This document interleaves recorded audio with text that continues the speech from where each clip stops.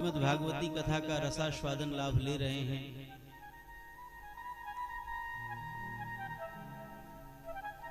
हमारे परम आत्मीय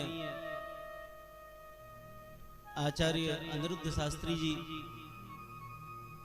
विशेषकर जिनकी स्मृति में यह कथा समायोजित हो रही है, ऐसे मंगलमयी महोत्सव में समुपस्थित सभी श्रद्धा भक्ति शक्ति स्वरूपा माताएं, मुद मंगल में ब्राह्मण विप्रगण, श्रोता समुदाय और सभी हमारे आदरणीय कलाकार बंधु, भगवान की कृपा बड़ी विलक्षण है। पितृपक्ष में यह अनुष्ठान समायोजित हो रहा है।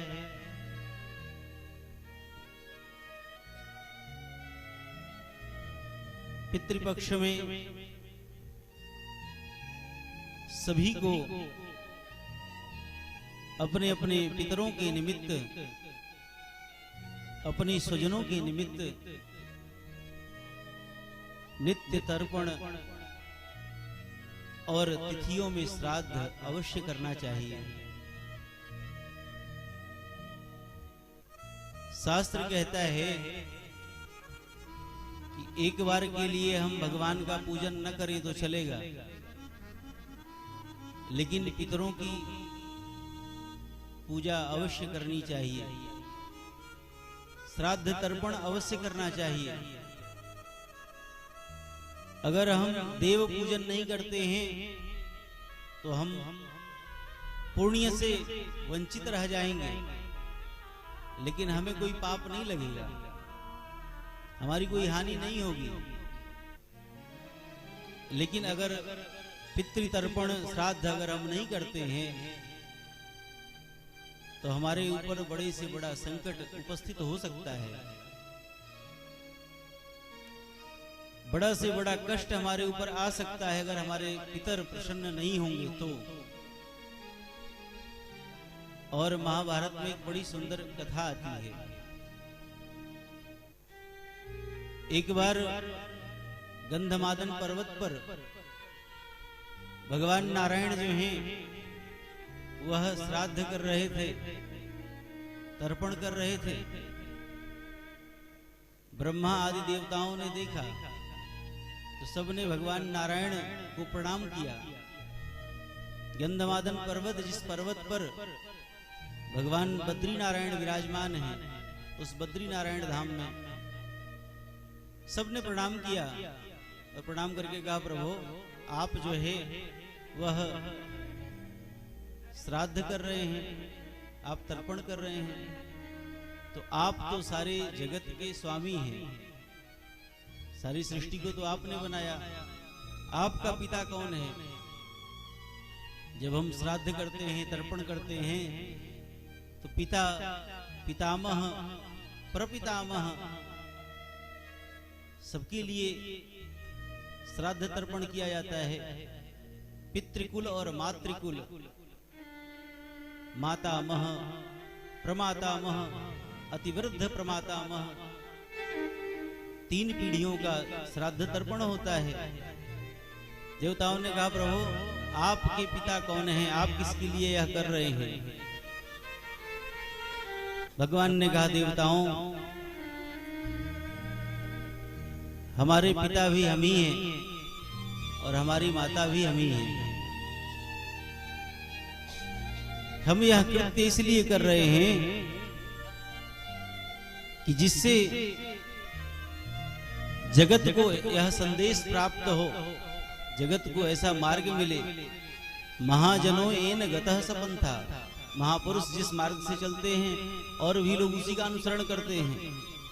गीता में भगवान ने कहा, यद्यदाचरति श्रेष्ठः तत्तदेवी तरो जनः। श्रेष्ठ पुरुष जिस मार्ग से चलते हैं, जो कार्य करते हैं, सामान्य जन उसी का अनुसरण करते हैं। इसलिए यह कार्य सबको करना चाहिए। चाहे वह गृहस्थ हो और चाहे वह विरक्त हो, सबको करना चाहिए। भगवान ने बड़ा सुंदर इस प्रकार से उपदेश दिया है, देवता सब बड़े प्रसन्न हुए हैं।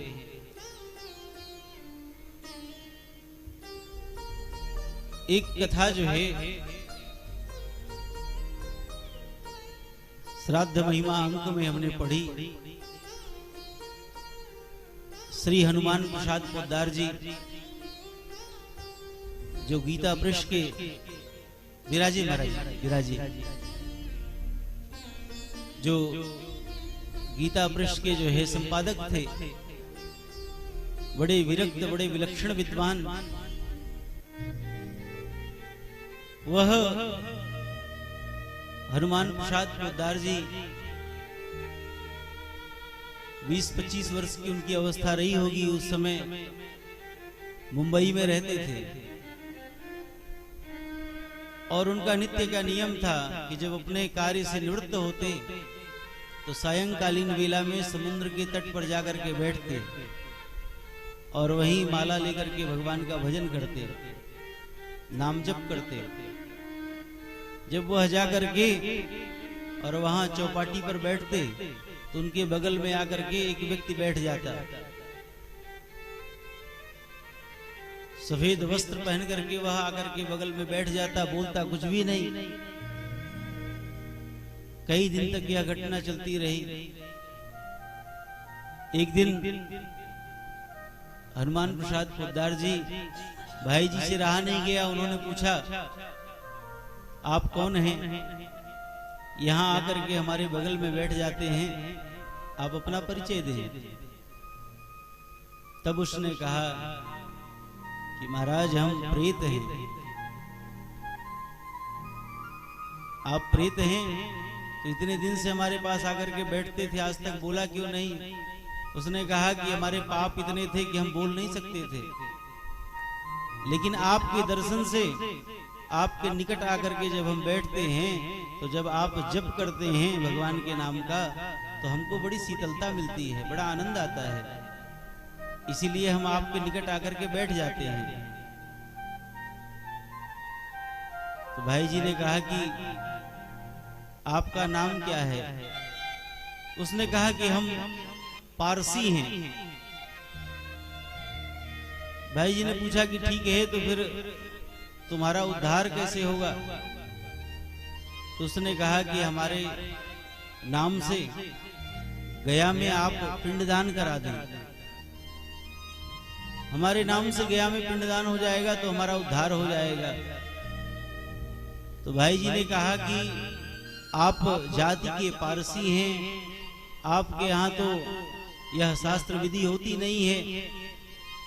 तो उसने कहा कि महाराज इसीलिए हमारी संख्या बहुत अधिक है।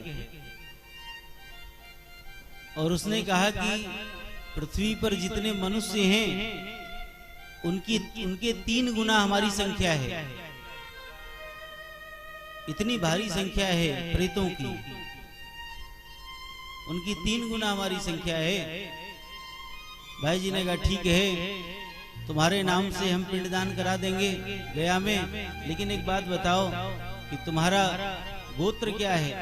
संकल्प होगा तो गोत्र का नाम लेना पड़ेगा। तो उसने कहा कि भाई जी गोत्र का तो हमको पता नहीं है, लेकिन हम सब कश्यप की संतान हैं, इसलिए कश्यप गोत्र के नाम से आप संकल्प करा देना। तो भाई जी ने कहा कि ठीक है, तुम्हारे नाम से हम पिंडदान करवा देंगे, श्राद्ध करा देंगे गया में, लेकिन जब तुम्हारा उद्धार हो जाए तो इसकी अनुभूति हमको जरूर कराना। और महाराज हनुमान प्रसाद पोद्दार जी ने एक विद्वान ब्राह्मण को नियुक्त किया। वह ब्राह्मण जाकर के गया में विधिवत उस पारसी व्यक्ति का उसने पिंडदान किया, श्राद्ध किया। और वह उसमें लिखते हैं कि जब उसका पिंडदान श्राद्ध हो गया तो वह दिव्य वेश धारण करके एक दिन हमको चौपाटी पर आकर के मिला, बड़ा प्रसन्न हुआ, बार बार उसने प्रणाम किया और कहा आपकी कृपा से अब हमारी सदगति हो गई। अब हम भगवान के धाम को जा रहे हैं। यह अन्यान्य धर्म के व्यक्ति भी अगर कर्म करते हैं तो इसका लाभ उन्हें भी अवश्य प्राप्त होता है। इसलिए प्रत्येक मनुष्य को अपने पितरों के निमित्त विधिवत सांगोपांग विधि से श्राद्ध तर्पण इत्यादि करना चाहिए। अधिक ब्राह्मणों की व्यवस्था न करे, 1 या 3 ब्राह्मण को भोजन कराए, और ब्राह्मण को भोजन कराए तो महाराज ऐसे ब्राह्मण का वर्ण करे जो त्रिकाल संध्या करते हो, नित्य ब्रह्म गायत्री का जप करते हो, और ब्राह्मण को भोजन कराए तो महाराज उनको विधिवत दक्षिणा दे। इतनी दक्षिणा दे कि ब्राह्मण दूसरे के यहाँ भोजन करने न जाए। यह विधान है शास्त्र का कि ब्राह्मण अगर एक यजमान के यहाँ श्राद्ध का भोजन किया और अगर उस दिन दूसरे ब्राह्मण के यहाँ, दूसरे यजमान के यहाँ चला गया भोजन करने के लिए, तो उससे बड़ा दोष लगता है। उससे यजमान को भी दोष लगता है और उससे ब्राह्मण को भी दोष लगता है। इसलिए एक दिन में एक ही यजमान के यहाँ श्राद्ध करे, और श्राद्ध करने के बाद ब्राह्मण के लिए भी है कि कम से कम 1100